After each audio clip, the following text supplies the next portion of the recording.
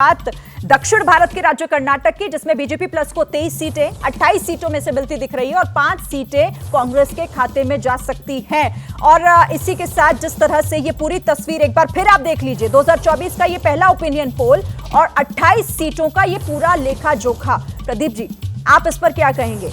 इस बार जेडीएस का साथ है एनडीए में, जिस तरह से बीजेपी और जेडीएस दोनों मिलकर चुनाव लड़ने की बात कर रही है, लेकिन हमारे ओपिनियन पोल में 23 सीटें, पिछली बार तो अकेले 25 मिली थी।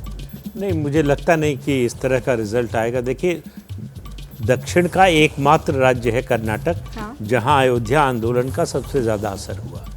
1991 से 2019 तक जितने लोकसभा चुनाव हुए, 8 हुए हैं, 8 में किसी में भारतीय जनता पार्टी को 15 से कम लोकसभा सीटें नहीं मिली हैं। विधानसभा का चुनाव का नतीजा कुछ भी आता रहा हो, कांग्रेस की सरकार बनती रही हो या बीजेपी की सरकार बनी हो।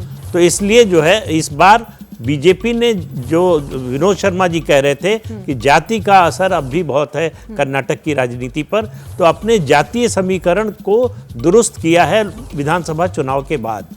वोकालिगा समुदाय से जो है उसको जोड़ने के लिए एच.डी. देवगौड़ा की पार्टी से समझौता किया है। उसके अलावा लिंगायत जो उससे नाराज हो गए थे विधानसभा चुनाव में, उनको तो खुश करने के लिए आपके हिसाब से क्या क्या फेरबदल होगा फिर इसमें? नहीं, मुझे नहीं लगता कि पिछला जो नतीजा था 2019 का, उससे बहुत ज्यादा अंतर आने वाला है। बीजेपी 25+1 जीती थी पिछली बार। सुमालता जो है इंडिपेंडेंट लड़ी थी, बीजेपी के समर्थन से जीती थी। इस बार जेडीएस भी साथ है, तो इसलिए उसमें कोई बड़ा अंतर, एक आध सीट इधर उधर की बात अलग है, कोई बड़ा अंतर आएगा ऐसा मुझे लगता है। ठीक है विजय सर, यहाँ पर जो जैसा यहाँ कई एक्सपर्ट यही इस बात का जिक्र कर रहे हैं कि जाति एक बहुत बड़ा फैक्टर है, और प्रदीप जी ने तो अयोध्या का भी जिक्र कर दिया, तो आपको भी लगता है कि बहुत अंतर हमें देखने को नहीं मिलेगा? अयोध्या मूवमेंट का वहाँ पर कर्नाटक में हमेशा असर रहा है, और जातियाँ भी रही, और जाति कोई जो वोकालिगा और लिंगायत का जो फासला रहता था, उस फासले को दूर किया जेडीएस को साथ में रख के। लेकिन मैं जो कह रहा हूँ कि कर्नाटका और तेलंगाना में जो कांग्रेस की वापसी हुई है, और डीके शिव कुमार को मैं एक बड़ा अच्छा मैनेजर के तौर पर देखता हूं, तो वो किस तरह से ताकत लगाते हैं कि वो कांग्रेस को आगे बढ़ाने में मदद कर सकते हैं। भारतीय जनता पार्टी को कोई इतना नुकसान वहां पर नहीं हो रहा, लेकिन कांग्रेस वहां पे बढ़त हासिल कर सकती है एक नई परिस्थितियों में।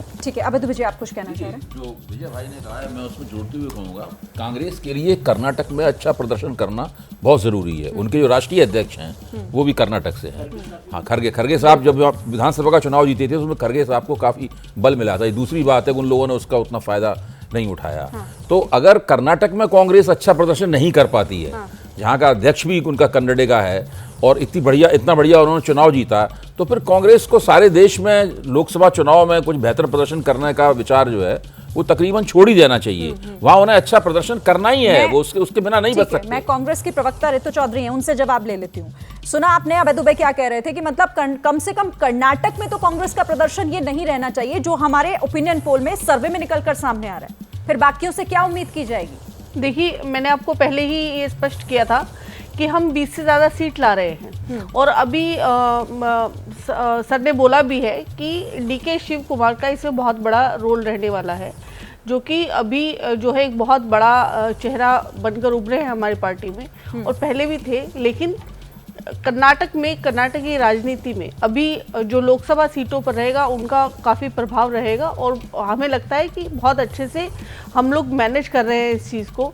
और एक विरोधी लहर जो है भाजपा के खिलाफ जो है वो जो है साउथ के प्रदेशों में चल रही है, जो कि मुझे लगता है कि भाजपा के लिए मुश्किल है दक्षिण में जो है ज़्यादा सीट लेके आना, लेकिन कांग्रेस के लिए पॉजिटिव है। और साउथ में न केवल, हालांकि आप इस सर्वे को मान नहीं रही हैं, लेकिन फिर भी जिस तरह से आपने ये फासला, ये अंतर बहुत बड़ा कर दिया, 5 से सीधा आप 20+ पर लेकर गई हैं, इसे मैं आपसे समझूंगी। लेकिन उससे पहले सिद्धार्थ यादव से बात कर लेते हैं। सिद्धार्थ जी, जिस तरह से ऋतु चौधरी कह रही हैं कि ये तो बीजेपी विरोधी लहर पूरे दक्षिण भारत में है, और कर्नाटक में भी वही देखने को मिलेगा, इंतजार कीजिए आप। देखिए शिरीन जी, 2 बातें मैं कहना चाहूंगा जो महत्वपूर्ण है इस विश्लेषण को समझने के लिए। पहली बात तो 10 महीने से आप वहां पे सरकार चला रहे हैं, और उसके बावजूद आप ही के ओपिनियन पोल में 5 सीटें आपकी दिखा रही है।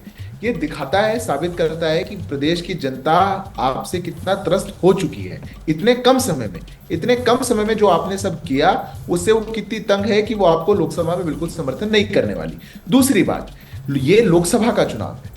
लोकसभा में देश की जनता और विशेष रूप से कर्नाटक की जनता जो कि सजग है, देश में एक मजबूत नेतृत्व चाहती है, एक स्टेबल सरकार चाहती है, एक ऐसी सरकार चाहती है जिस देश को जो प्रगति की राह पे हम चल रहे हैं उस पे आगे बढ़ाती रहे, और इसीलिए वो अपना पूर्ण विश्वास भारतीय जनता पार्टी और आदरणीय प्रधानमंत्री नरेंद्र मोदी जी के नेतृत्व में जताने वाली है। कांग्रेस पार्टी और इनके पूरे इंडिया अलायंस ने जो पिछले 8-10 महीने में जिस प्रकार की गतिविधियां दिखाई हैं, सिद्धार्थ जी, ये जहां जहां राहुल कॉन्फिडेंस जी इसलिए जा रहे आपसे हैं, भी तो हो वहां सकता है ना, क्योंकि अभी मौजूदा सरकार भी कांग्रेस की है, वहां पर ऑलरेडी उनका कॉन्फिडेंस काफी हाई है, तो हो सकता है कि ये उस आधार पर कह रहे हैं कि आप इंतजार कर लीजिए नतीजों का। शिरीन जी, उनके कॉन्फिडेंस से अगर रिजल्ट आता होता तो बहुत अच्छा होता। इनका कॉन्फिडेंस तो बहुत समय से बहुत सीटों में, बहुत स्टेट्स में आई है, पर सरकार रहते हुए इनका आपके ओपिनियन पोल में ये हाल है कि ये 5 सीटों पे आ रहे हैं, तो इनको विश्लेषण तो करना ही चाहिए। अब ये बोले नहीं 5 नहीं 25 आएंगी, तो इनके कहने से थोड़ी होगा। मैं तो कह रहा हूं आप हमें 23 दे रहे हैं, मैं वोट जब कन्वर्ट होने के लिए जाएंगे, जितनी पिछली बार हम बिना जेडीएस के अलायंस की सीटें लेकर आए थे, उससे भी अधिक सारी की सारी 28 सीटें भारतीय जनता पार्टी और जेडीएस का अलायंस लेने आए। जिस भी प्रकार का, जिस भी क्षेत्र का जो कॉन्फिडेंस है, हमारे आप अलायंस उससे आगे दिखाई दे रहे हैं। जैसे ही घड़ी का काटा दोपहर 2:30 पे आए, बबीता जी का दिल सास बहू साजिश के लिए मचल जाए। और ये है इनकी बहू, पूरे दिन ऑफिस की टेंशन हो जाए गॉन जब ये करें अपना फेवरेट शो फ्री टाइम पे ऑन। इनकी तरह आप भी देखिए अपना फेवरेट शो अपने टाइम पर और डाउनलोड कीजिए एबीपी लाइव ऐप अपने स्मार्ट टीवी पर।